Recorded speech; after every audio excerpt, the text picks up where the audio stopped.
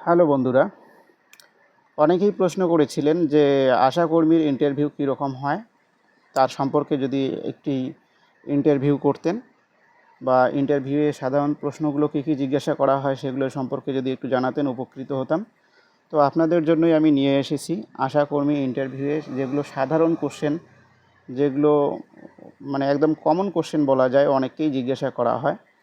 আশাকর্মী ইন্টারভিউটা কিভাবে দিবেন, কোন কোন প্রশ্নের উত্তরগুলো আপনারা তৈরি করে যাবেন, কী কী পড়বেন কী কী পড়বেন না, এসব জানতে আমার পথ ফাইন্ডার এসএলকে চ্যানেলটিকে অবশ্যই সাবস্ক্রাইব করে রাখবেন এবং পাশে থাকা বেল আইকনটা প্রেস করবেন।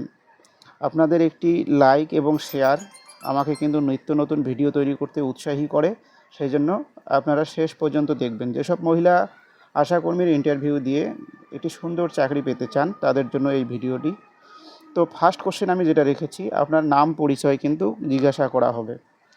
দেখুন, যে কোনো ইন্টারভিউতেই এই রুলসটা অবশ্যই প্রযোজ্য যে আপনার নাম ও তার অর্থ বলুন, আপনার নাম ও তার অর্থ বলুন। ঠিক আছে? যেহেতু আশাকর্মীরা অনেকটা স্বাস্থ্য বিষয়ের সঙ্গে সম্পর্কিত, সেই জন্য বিভিন্ন ধরনের ভ্যাকসিনগুলো সম্পর্কে তাদের জানা উচিত। যেমন বিসিজি ভ্যাকসিন বা বিসিজি টিকা কেন দেওয়া হয়, ঠিক আছে? তো এগুলো সম্পর্কে একটু জানবেন। বিসিজি টিকা বা ভ্যাকসিন এটা যক্ষ্মা রোগের জন্য দেওয়া হয়। ঠিক আছে? আপনারা এই স্বাস্থ্য রিলেটেড বিষয়গুলো একটু পড়াশোনা করে ইন্টারভিউ দিতে যাবেন। নেক্সট, আয়রন এবং ক্যালসিয়ামের প্রয়োজনীয়তা বলুন। মহিলাদের স্বাস্থ্যে আয়রন এবং ক্যালসিয়ামের প্রয়োজনীয়তা কী? ডেঙ্গু রোগের কারণ বলুন, অথবা জিজ্ঞাসা করতে পারে কোন মশা কামড়ালে ডেঙ্গু রোগটা হয় বা ডেঙ্গু জ্বর হয়। ঠিক আছে? বা ডেঙ্গুর জীবাণুটা কী, সেটা কি ভাইরাস নাকি অন্য কোনো জীবাণু, সেগুলো জিজ্ঞাসা করতে পারে। নেক্সট কোশ্চেন যেটা রেখেছি আমি, ভিটামিন ই কেন প্রয়োজন বা ভিটামিন ই এর গুরুত্ব কী, বা ভিটামিন ই এর অভাবে কোন রোগ হয়। ঠিক আছে? আপনারা এগুলো খাতায় লিখে রাখবেন। আবারও বলছি বন্ধুরা, একটু আমার এই চ্যানেলটিকে সাবস্ক্রাইব করে নেবেন, যেন আপনাদের জন্য নিত্য নতুন ভিডিও নিয়ে আসতে পারি এবং ইন্টারভিউয়ের সম্ভাব্য প্রশ্ন উত্তরগুলো কী কী সেগুলো সম্পর্কে যেন আমি জানাতে পারি। আপনাদের উপকারের জন্য পথ ফাইন্ডার এসএলকে চ্যানেলটি কিন্তু সর্বদাই নিয়োজিত থাকবে। নেক্সট কোশ্চেন, পালং শাকে কোন ভিটামিন পাওয়া যায়। ঠিক আছে?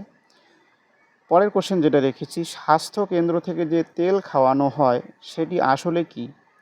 আমি আবারও এখানে সাবস্ক্রাইব করার জন্য লিখে রেখেছি, আপনারা অবশ্যই সাবস্ক্রাইব করবেন। নেক্সট কোশ্চেন হচ্ছে, কৃমির ঔষধ কতদিন পর পর খাওয়া উচিত। আমরা যে কৃমির ওষুধগুলো খাই অ্যালবেন্ডাজল, সেটা কী কী ধরনের হয়, ট্যাবলেট ফর্মে হতে পারে, সিরাপ ফর্মে হতে পারে। ঠিক আছে?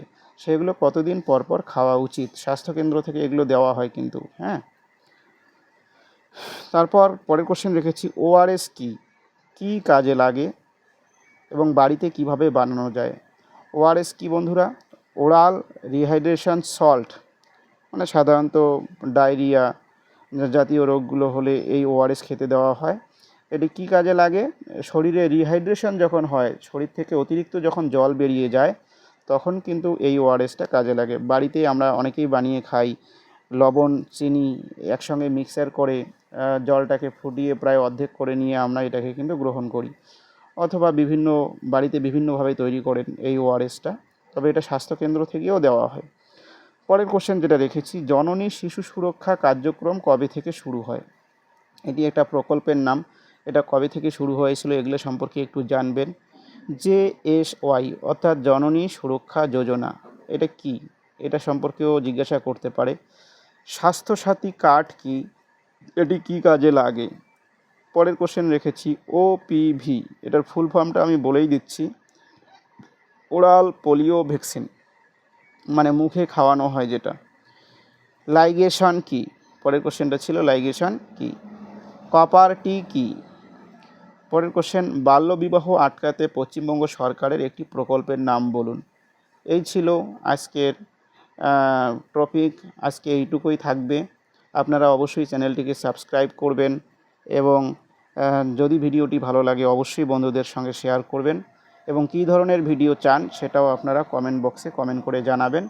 আমি অবশ্যই আপনাদের জন্য নিত্য নতুন ভিডিও নিয়ে আসব। থ্যাংক ইউ বন্ধুরা।